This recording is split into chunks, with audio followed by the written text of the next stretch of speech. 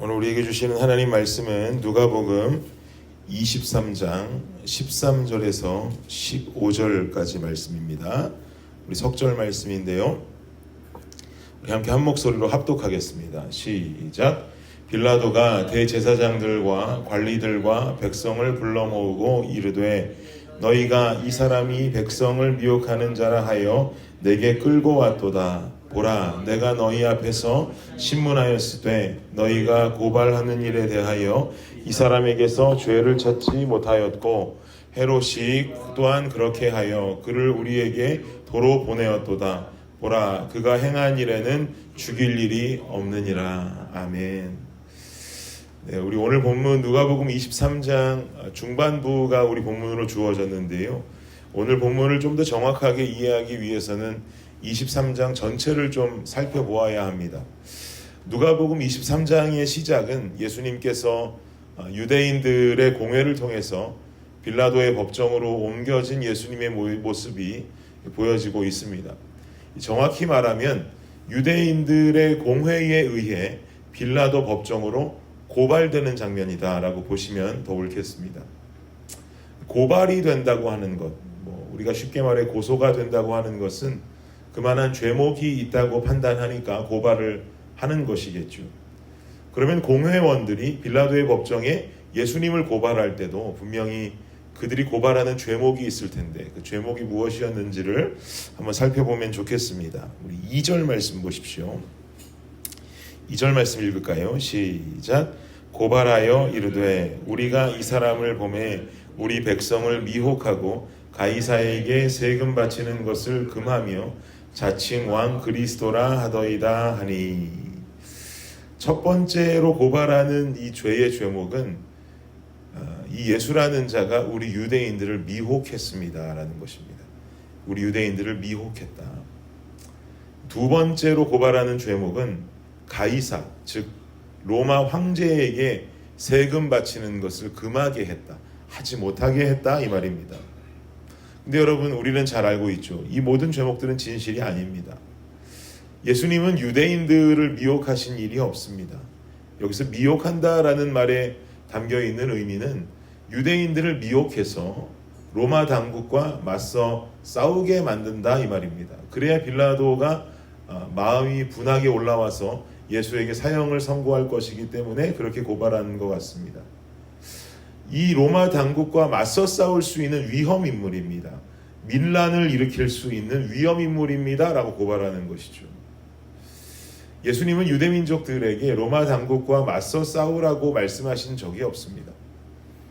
그리고 예수님이 이 땅에 오신 목적 자체가 로마 당국과 맞서 싸움으로 유대민족의 독립을 이루고자 함이 아니었다는 것을 우린 너무나 잘 알고 있습니다.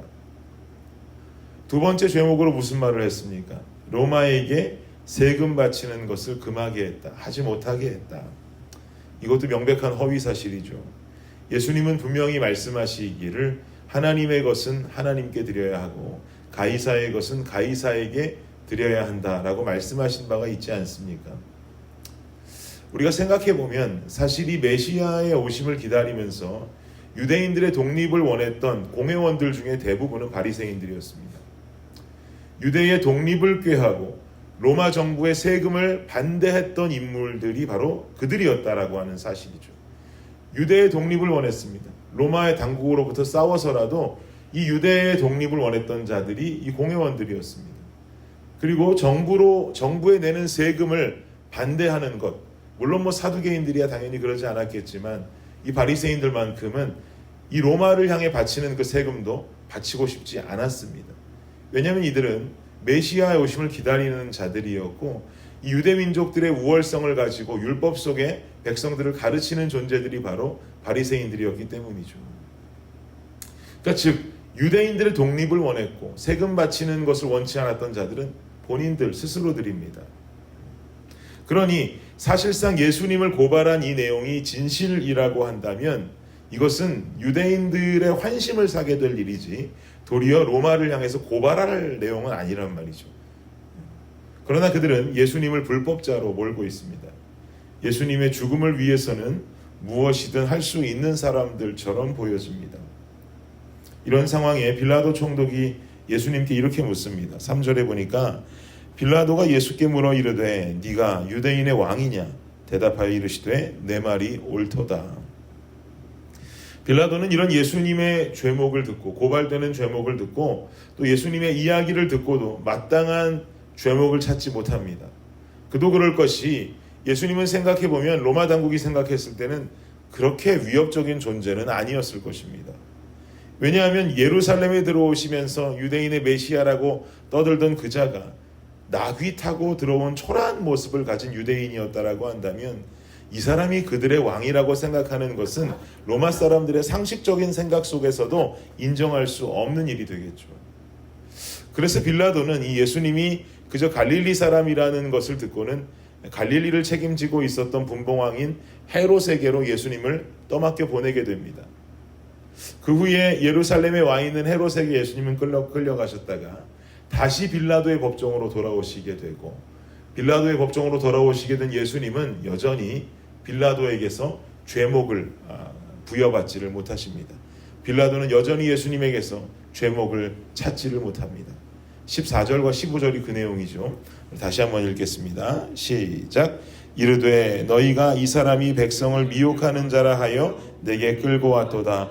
보라, 내가 너희 앞에서 신문하였으되 너희가 고발하는 일에 대하여 이 사람에게서 죄를 찾지 못하였고 헤롯이 또한 그렇게 하여 그를 우리에게 도로 보내었도다. 보라, 그가 행한 일에는 죽일 일이 없느니라. 아멘.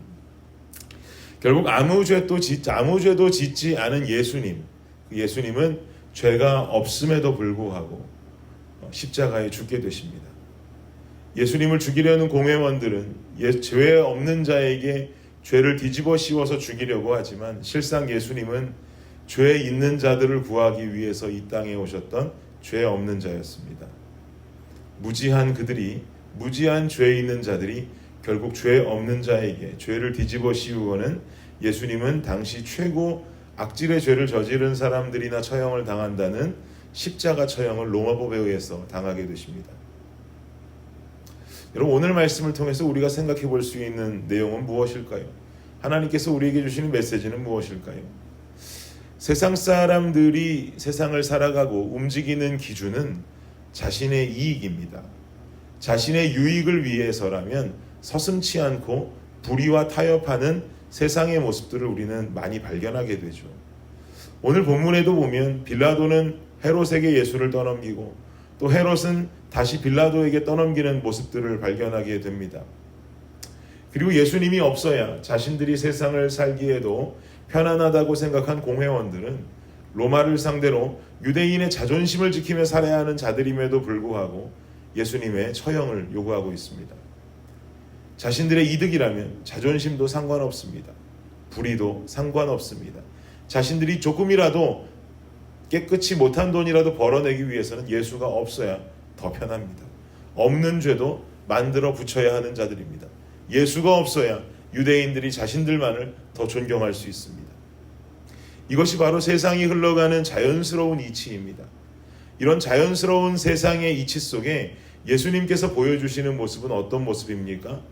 거기에 대항하거나 그것이 틀렸다거나 아무 말씀도 하지 않으신 채 그저 겸허하게 십자가로 올라가 십자가의 길을 가고 계십니다. 왜 그럴까요? 그것이 바로 아버지 하나님의 뜻이었기 때문입니다. 하나님의 뜻은 세상과 달랐습니다. 세상의 이득을 위해서 움직이시는 분이 아니었습니다. 하나님은 사랑하는 자녀들을 살리기 위해서만 움직이셨던 분입니다. 관심 자체가 달랐던 것이죠. 그 아버지 하나님의 마음을 헤아리는 예수 그리스도, 하나님의 독생자 아들께서는 그분의 뜻에 순종해서 세상의 이치와는 전혀 다른 아버지의 뜻만 순종하며 따라가셨습니다. 그리고 결국 죽어가는 인간들을 사망 권세에서 생명으로 살려내셨습니다. 우리는 이러한 예수님의 모습을 통해서 오늘의 삶을 결단해야 할 줄 믿습니다. 세상 속에 살다 보면 불의와 타협해야 되고 내 이득에만 눈이 멀고 내 이득에만 집중해서 내가 믿는 하나님은 우리 삶 속에 온데간데 없이 사라질 때가 있습니다. 또 누군가를 밟고 일어나야만이 내가 생존한다라고 하는 생각이 세상 속에는 만연합니다. 누구를 죽여야 내가 승리한다 생각합니다. 누구를 밟고 일어나야 내가 인정받는다고 생각합니다. 세상의 방법입니다. 그러나 이것이 세상의 방법이라 할지라도 세상 속에 살아가는 빛과 소금 된 예수 그리스도의 자녀들은 달라야 할 줄 믿습니다. 하나님의 자녀로서의 명예를 지키며 살아야 되겠지요. 세상의 기준은 제 아무리 자신의 이득이라 할지라도 우리의 기준은 예수님의 모습을 닮아 아버지 하나님의 뜻이 우선되어져야 할 줄을 믿습니다. 세상의 기준을 따라가는 자들이 수만 명, 수억 명이라 할지라도 우리의 삶은 온전히 아버지 하나님의 뜻에 순종하는 그 삶이 우선되어져야 할 줄을 믿습니다. 말씀이 기준되어서 우리가 해야 할 일과 하지 말아야 할 일을 명확하게 구분짓고 결정해야 합니다. 이 삶이 바로 하나님의 자녀로서의 명예를 지키는 삶이 되겠죠. 그리고 또한 누구 하나 밟고 일어나야 승리하고 누구를 이겨내야 인정받는 것이라고 제 아무리 세상이 소리를 친다 할지라도 예수님은 죽이러 이 땅에 오신 분이 아니요 한 영혼이라도 살리러 오신 분임을 깨닫고 예수를 믿는 우리들은요 누구를 밟고 죽이기보다 누군가를 살리고 일으키는 역할을 감당해야 될 줄을 믿습니다.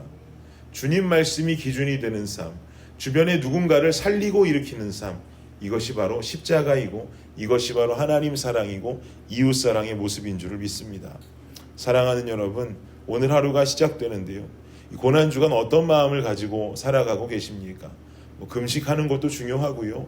그리고 기도하는 것도 중요하고요. 다 중요합니다. 그것들도 물론 중요하지만 이 고난주간 저는 좀 더 우리가 함께 집중하고 생각하기 원하는 것은 하나님 말씀을 향한 순종, 주님을 사랑하기 원하고요. 그리고 주변의 사람들을 밟아내고 깎아내리는 것이 아니라 일으키고 살려내는 이웃사랑의 역사가 우리 삶 속에 좀 더 실천될 수 있는 한 주간이 될 수 있다면 얼마나 좋을까라는 생각을 하게 됩니다. 사랑하는 여러분, 하나님 더욱 사랑하시지요. 그리고 이웃을 더욱 사랑하시지요. 이것이 바로 예수 그리스도께서 이 땅에 오셔서 우리에게 보여주기 원하셨던 가장 중요한 메시지였는 줄을 믿습니다. 세상을 따라가기보단 하나님의 뜻에 순종하고 누군가를 죽이기보단 누군가를 살려내기 원했던 그 예수님의 모습, 그 모습 그대로를 닮아 살아낼 수 있는 여러분의 한 주간이 되시기를, 또 제 한 주간이 되시기를 예수님의 이름으로 축복합니다. 기도하겠습니다. 주님 감사합니다. 그렇습니다. 주님께서 우리에게 십자가를 통해서 궁극적으로 보여주기 원하셨던 것은 공회원들을 밟아 죽여 이겨버림으로 말미암아 당신이 영웅되고자 하는 것이 아니었고, 결국 그들 또한 당신께서 살리기 원했던 영혼들이었고, 마지막에 십자가상에서 주님 말씀하시기는 7가지의 말씀 중에 저들의 죄를 용서해달라고 하셨던 그 음성도 있었음을 우리가 깨닫기를 원합니다. 그리고 세상은 아무리 어떻다 소리치고 무엇이 옳다 말할지라도 그저 겸허하게 아버지 하나님의 뜻만 순종하며 십자가의 길을 가시곤 그 십자가에 달려 죽으셨던 이 땅의 왕 전능자인 예수 그리스도의 모습을 기억합니다. 아버지 하나님, 이 고난주간 이 2가지의 모습을 우리는 반드시 잊지 않고 기억하며 우리가 평소에도 실천하며 살아가야 하지만 더욱 실천하기를 원합니다. 주님 뜻에 순종하는 하나님 말씀에 입각한 삶, 그리고 주변 사람들을 죽이는 것이 아니라 살려내고 일으키는 이웃사랑의 이 삶을 반드시 삶 속에 실천하며 진정 예수 그리스도의 십자가를 세상 속에 드러내며 사는 여기 모인 모든 우리 성도들, 그리고 또 온라인으로 말씀 듣는 모든 성도들과 죄가 되게 하여 주시옵소서. 감사합니다. 예수님의 이름으로 기도드립니다. 아멘.